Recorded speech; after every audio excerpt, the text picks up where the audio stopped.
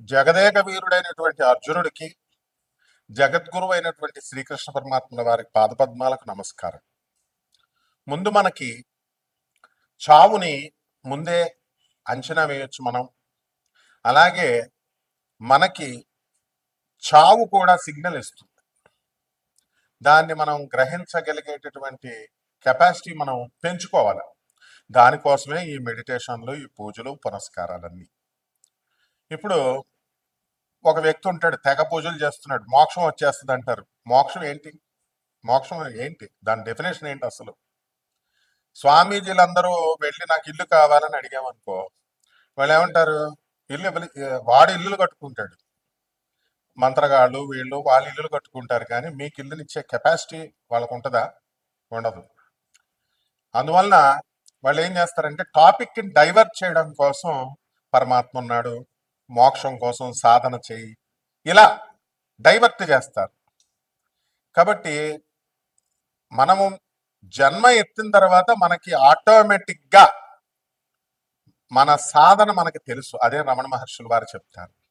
భగవాన్ రమణ మహర్షుల వారు తిరునావెల్లిలో ఆయన ఏం చెప్తారంటే, నిన్ను నువ్వు తెలుసుకో అంతే. నిన్ను నువ్వు తెలుసుకున్నావంటే నువ్వు ఎక్కడి నుంచి పుట్టావు, నువ్వు ఇప్పుడు జీవితం జీవిస్తున్నావు, ఎక్కడ చచ్చిన తర్వాత ఎక్కడో పోతున్నావు, దట్స్ ఆల్, మ్యాటర్ క్లోజ్. ఈ ప్రపంచం అంతా నీ వెనక వస్తుంది అంటారు. ఆయన 5వ క్లాస్ చదువుకున్నాడు, అందగాడు కాదు. అయినా సరే ఇప్పటికి కూడా కొన్ని లక్షల మంది విదేశీ భక్తులతో సహా ఎందుకు వెళ్తున్నారు అరుణాచలం? మన రమణ మహర్షి, భగవాన్ రమణ మహర్షుల వారి దర్శనం కోసం. నిజమైన యోగులు ఇలా చెప్తారనమాట. మిగతా వాళ్ళంతా డూప్లికేట్ బాబాలు, డూప్లికేట్ స్వామీజీలు, డూప్లికేట్ మంత్రగాళ్ళు. వీళ్ళు చెప్పేది ఏంటంటే సాధన చేసుకో, మోక్షం వస్తుంది. ఎవడకి కావాలి నీ మోక్షం, ఎవడకి కావాలి నీ సాధన అని అడిగేటటువంటి దమ్ము, ధైర్యం, వివేకత ఈ చెత్త ప్రజలకు ఉండదన్నమాట. కాబట్టి మీకు చావు సిగ్నల్ ఇస్తుంది. అది పురాణాల్లో చెప్పబడింది. ఏ అధ్యాయాల్లో, ఎక్కడ, ఏ పురాణంలో ఉందో కావలసినటువంటి వాడిని నన్ను అడగొచ్చు, నిర్మోహోడంగా చెప్తాను. తల్లిదండ్రులకి దూరంగా వెళ్ళిపోతున్నారనుకో, వాళ్ళకి చావు అతి త్వరలో ఉంది అని అర్థం. అంటే పెళ్ళాం పిల్లల్ని బాగా, అంటే అందరూ చూసుకుంటారు, విపరీతంగా చూసుకుంటారు, చూసేవారు చాలా మంది బాగా అని.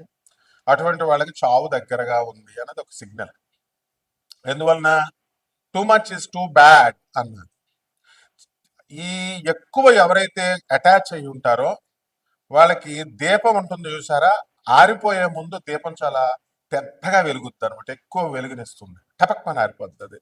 అంటే మళ్ళీ నేను రాలేను, మళ్ళీ నేను భార్యా పిల్లలు చూడలేను అని ఎన్నో రోజుల చచ్చిపోయిన తర్వాత ఆ చూపించే ప్రేమ ఇప్పుడు చూపించేస్తాడు భార్యా పిల్లల మీద.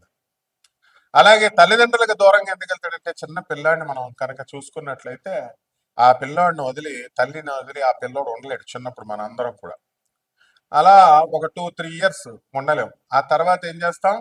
స్లోగా డిటాచ్మెంట్ స్టార్ట్ అవుతుంది. పెళ్ళి అయ్యేసరికి తల్లిదండ్రులను మనం మర్చిపోతూ స్లోగా వస్తాం. అండ్ వెన్ మన మరణం దగ్గరికి వచ్చినప్పుడు తల్లిదండ్రులను దూరంగా వదిలేస్తాం. ఎందుకంటే అది తట్టుకోలేనటువంటిది తల్లి ఒకటి.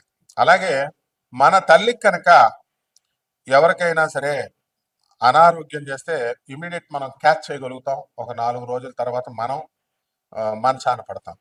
అలాగే నల్ల కాకి ఎవరింటి మీదకైనా ఎక్కువ సార్లు గోడ మీద వచ్చి వాళ్తున్నా, అరుస్తున్నా, కంటిన్యూస్ గా, ఖచ్చితంగా మనకి చావు దగ్గరికి వచ్చినట్టే లెక్క.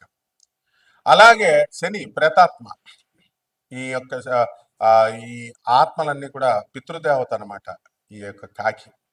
అలాగే గొడ్లగోప ఇంట్లోకి వచ్చింది అనుకోండి, గ్యారంటీగా ఇంటి యజమాని మీరే పోతారు, మెయిన్ పర్సన్ పోతాడు, సంపాదించేవాడు పోతాడు, అది గొడ్లగోప వస్తే.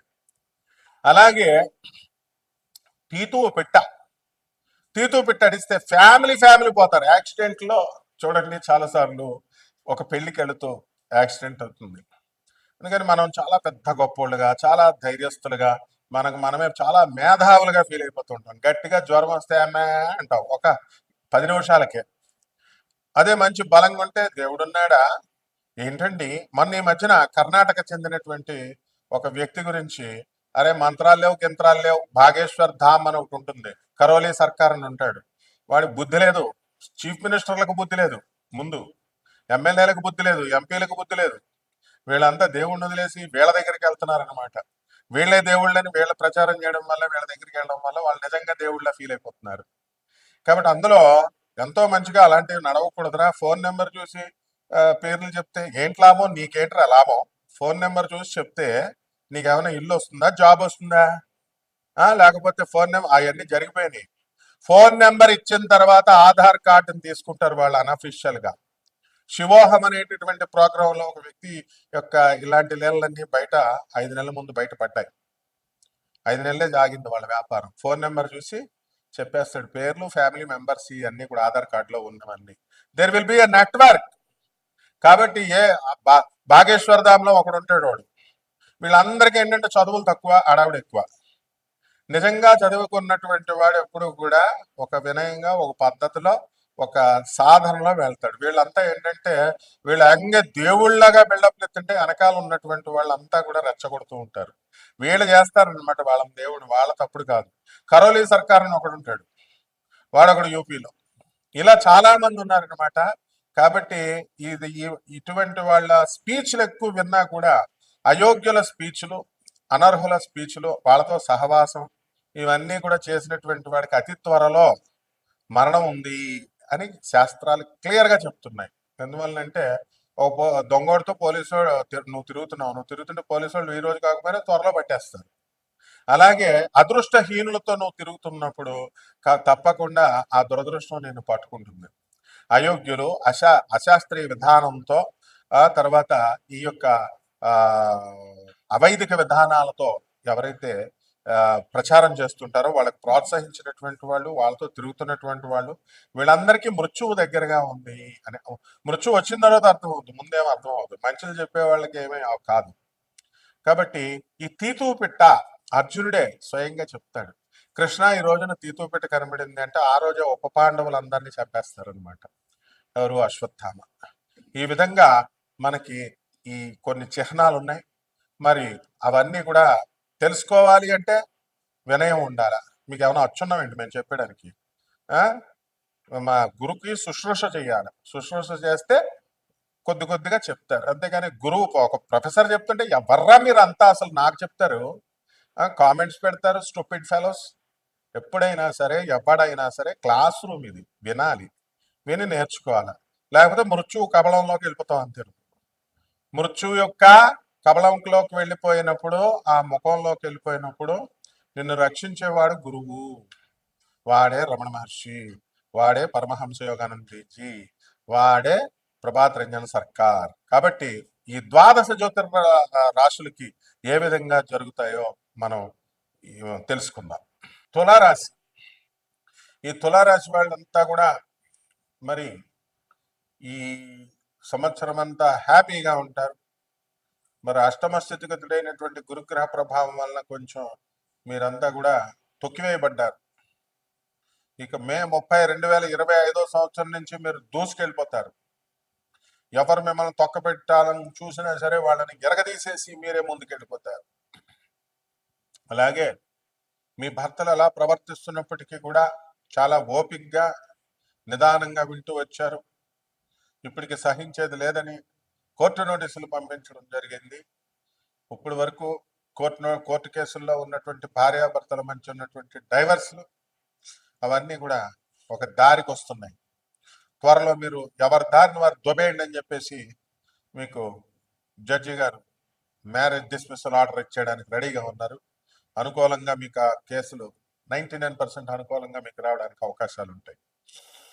ఆ తర్వాత ఈ యొక్క తులారాశి వారు వృత్తి, వ్యాపార, ఉద్యోగ విషయాల్లో బాగున్నాయి. బట్టల వ్యాపారాలు చేస్తున్నటువంటి వారు, హోటల్, టిఫిన్ సెంటర్లు, పబ్స్, రెస్టారెంట్లు ఇలా పెట్టుకున్నటువంటి వాళ్ళంతా కూడా మీరు సూపర్ సక్సెస్ అయిపోతారు మీ లైఫ్లో.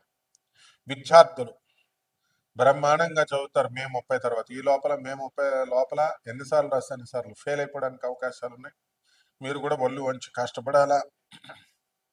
అంతేగాని వాట్సాప్లో అమ్మాయిలతో చాటింగ్లు, ఫోన్లో చాటింగ్లు, ఎవరో సిద్ధాంతి చెప్పాడు కదా అని చెప్పేసి ఆవులకు రొట్లు,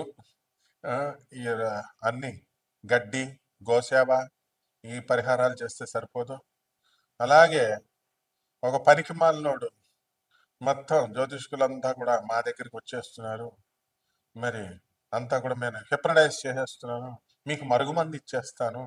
అంటే మీ మరుగుమందు తీసేసుకుంటే మార్కులు రావునైనా మీ లవర్స్ మీ దగ్గరికి రారు. వా- ఇలాంటి సొల్లుగాళ్ళు చాలా మంది ఉంటారు. ఇలాంటి విషయాలు ఏం వినకండి, హ్యాపీగా చదువుకోండి. కాబట్టి ఇటువంటి తులారాశి వారంతా కూడా స్త్రీలకు కూడా మనశ్శాంతి అనేటటువంటిది లభిస్తుంది. సొల్లుగాళ్ళ దగ్గర నుంచి మిమ్మల్ని మీరు రక్షించుకోండి. అప్పుడు మీకు సక్సెస్ అనేటటువంటిది మీకు వస్తుంది. ప్రాక్టికల్గా ఉండండి. ఇక పరిహారాల దగ్గరికి వచ్చేసరికి ఈ తులారాశి వారందరికీ కూడా మీరు ఏం చేయాలా, గురు జపం చేసుకోండి, గురు స్తోత్రాలు చదవండి. గురువుకి మనం కిలో పావు ఏమివ్వాలండి, శనగలు ఇవ్వాల. శనగలనిచ్చి మీరు చక్కగా పసుపు రంగు వస్త్రాలను ఇచ్చి పేద బ్రాహ్మణులకి మనం గురువారం నాడు తెల్లవారుజాము 3 గంటలకు ఇవ్వాలి. మీరు పంతులు గారి ఇంటికి వెళ్ళిపోండి. పంతులు గారు రానన్నాడు అనుకో, తెల్లవారుజాము 3 గంటలకి ఎత్తుకొచ్చేయండి ఆయన్ని. లేదా వాళ్ళ ఇంట్లో పడుకోండి. వాళ్ళ ఇంట్లో పడుకొని పంతులు గారిని మీ ఇంట్లో పడుకోబెట్టుకోండి. నాకు తెల్లవారుజాము 3 గంటలకు దానం ఇచ్చి డబ్బులు ఇచ్చి పంపించండి. ఈ విధంగా కనుక చేసినట్లయితే బ్రహ్మాండంగా ఈ తులారాశి వాళ్ళందరికీ ఉంటుంది. శుభమస్తు.